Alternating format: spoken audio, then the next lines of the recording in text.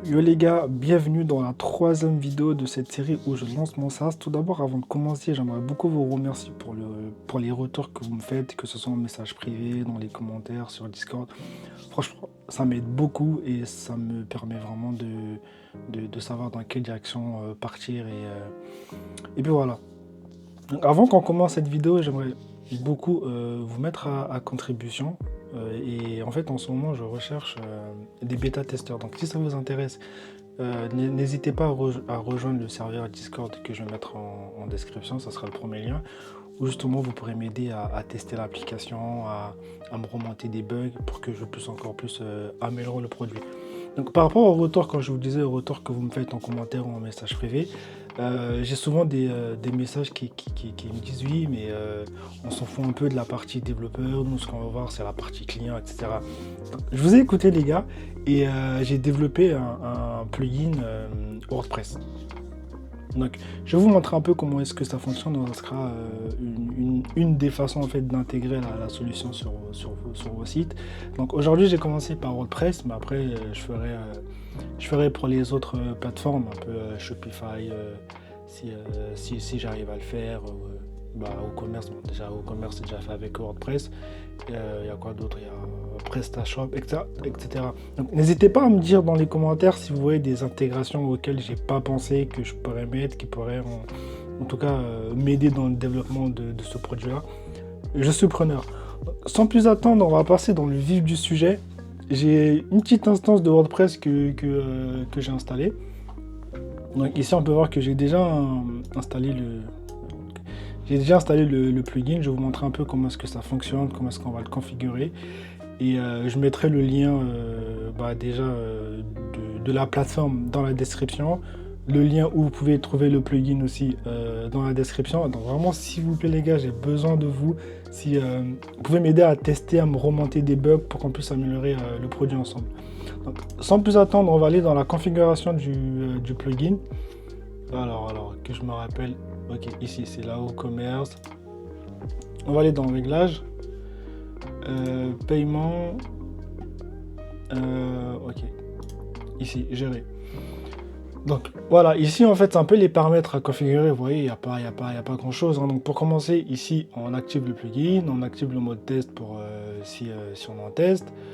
Ici on va récupérer plusieurs clés, on va dire, dont on a besoin. Donc pour ça, on va juste venir sur notre espace. On va aller dans l'onglet développeur. Et ici on a l'ID du compte qu'on va récupérer. Donc moi j'ai mis ici, donc que je vérifie bien que c'est ça, V9, ok. Ensuite, on a la clé secrète on peut révéler et le mettre ici.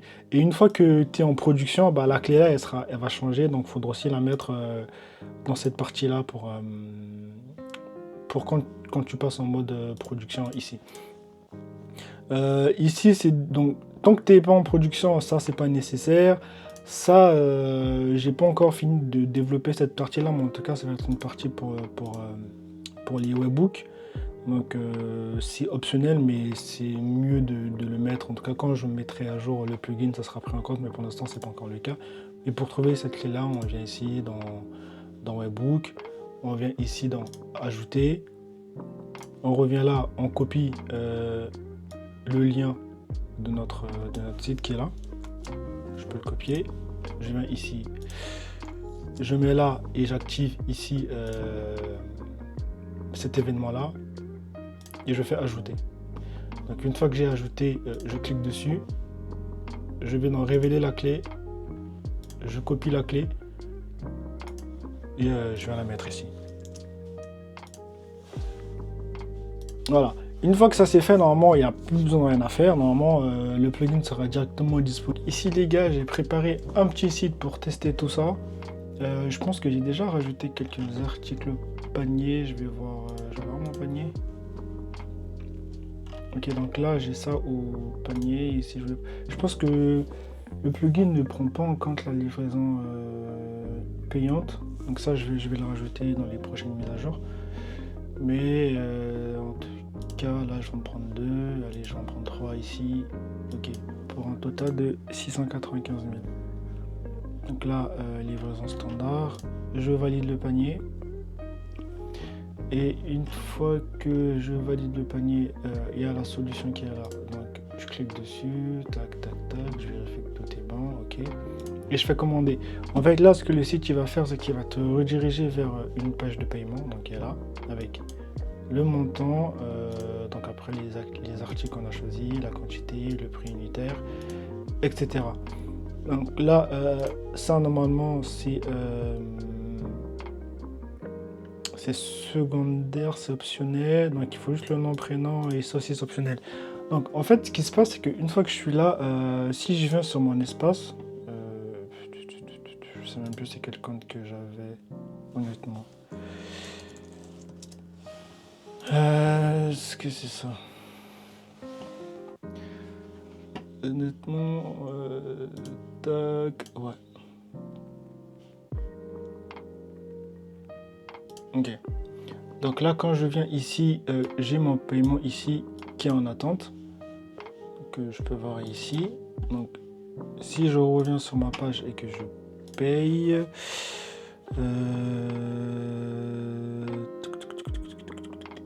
comment est-ce qu'on va l'appeler? Allez, Laura.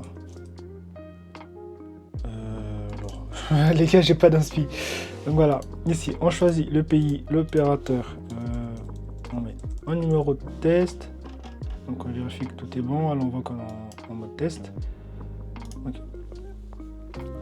Une fois que je paye, ça va me rediriger. Une fois que le paiement est bon, ça va me rediriger sur le site de départ. Donc là, voilà.